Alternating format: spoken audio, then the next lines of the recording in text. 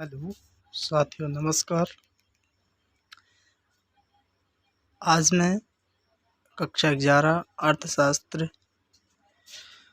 का सलूशन लेकर आया हूँ। और पिछले वीडियो में मैं बही खाता और व्यवसाय अध्ययन का सलूशन बता चुका हूँ। आप हमारे चैनल पर देख सकते हैं। यदि ये वीडियो आपको अच्छा लगे तो इस वीडियो को लाइक एंड सब्सक्राइब ज़रूर करें। चलिए देखते हैं क्वेश्चन।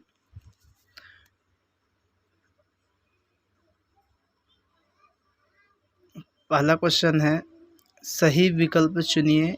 नंबर 1 में है, सांख्यिकी गणना का विज्ञान है, किसका कथन है? तो इसमें बताना है किसका कथन है। ये एल बावले का है। प्रमाप विचलन हमेशा परिकलित किया जाता है। इसमें किसमें किया जाता है? माध्य में, माध्य से किया जाता है साथियों। फिशर का सूचकांक कहलाता है। जो फिशर का सूचकांक है वो साथियों कहलाता है आदर्श सूचकांक। आगे चलते हैं। भारत में नीति आयोग कब बना? भारत में नीति आयोग 1 जनवरी 2015 को बनी थी। प्राकृतिक पर्यावरण का अंग है। तो इसमें प्राकृतिक पर्यावरण का अंक उपयुक्त सभी हैं। आगे चलते हैं। रिक्त स्थान की पूर्ति, इसमें पहले नंबर में दिया है द्वितीयक समंक। द्वितीयक समंक खाली स्थान नहीं होते। ये क्या नहीं होते साथियों? जो द्वितीयक समंक होते हैं, यहाँ पर लिख लेते हैं, ये मौलिक नहीं होते।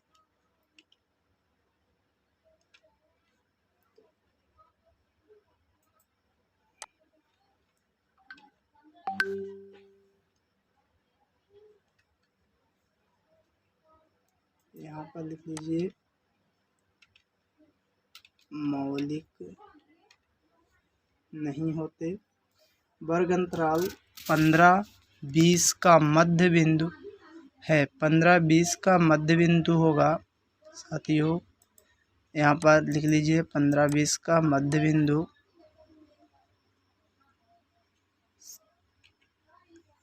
17.5।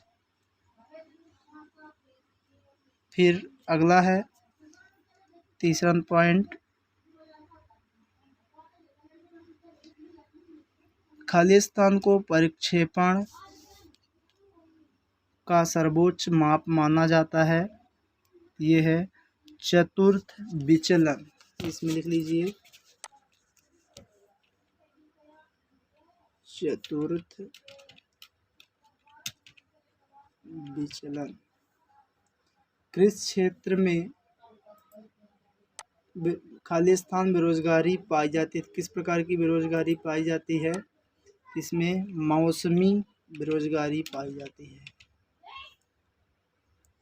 सन 1970 के दशक के अंत में देश में एक संतान नीति लागू की। किस देश में? चीन में। फिर अगला है सही जोड़ी। सही जोड़ी है प्रकाशित आंकड़े। जो प्रकाशित आंकड़े होते हैं ये द्वितीयक समंक होते हैं। संचयी आवृत्ति ये मध्यिका में निकाली जाती है। विश्व व्यापार संगठन 1995 में इसकी स्थापना हुई थी। एनएसओ राष्ट्रीय न्यायाधीश सर्वेक्षण संगठन है। सार्क दक्षिण पूर्वी एशियाई देशों का ये समूह है। आगे चलते हैं साथियों। सत्य में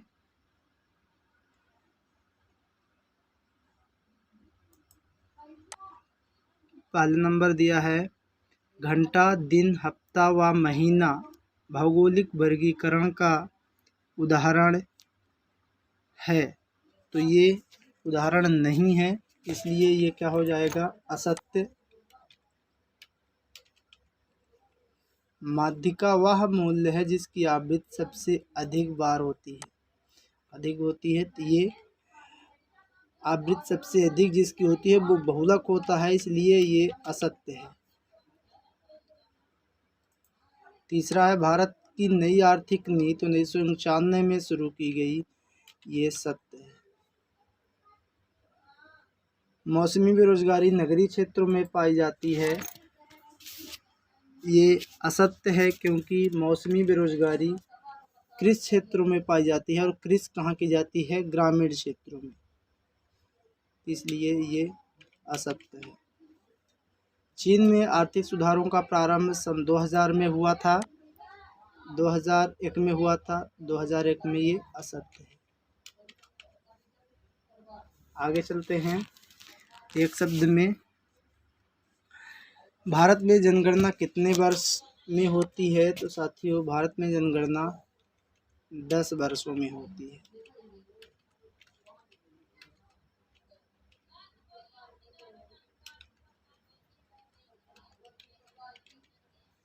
फिर अगला है, निम्नलिखित श्रृंखला को अवरोही क्रम में लिखो, तो अवरोही क्रम में इसको लिख लेना साथियों। पहले नंबर में होगा 02, फिर 03,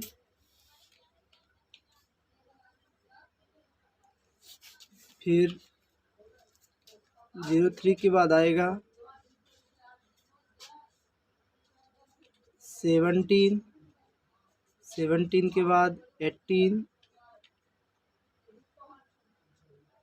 सॉरी दोस्तों अवरोही क्रम में बोला है, तो अब अवरोही क्रम का मतलब होता है घटते क्रम में, तो सबसे पहले हम बड़ी संख्या को लिखेंगे, 516 सबसे बड़ी है, फिर इसके बाद 20 है, फिर इसके बाद 19 है, फिर इसके बाद 18 है, फिर इसके बाद 17 है, फिर 15 है, फिर 13 है, फिर 3 है, और फिर 2।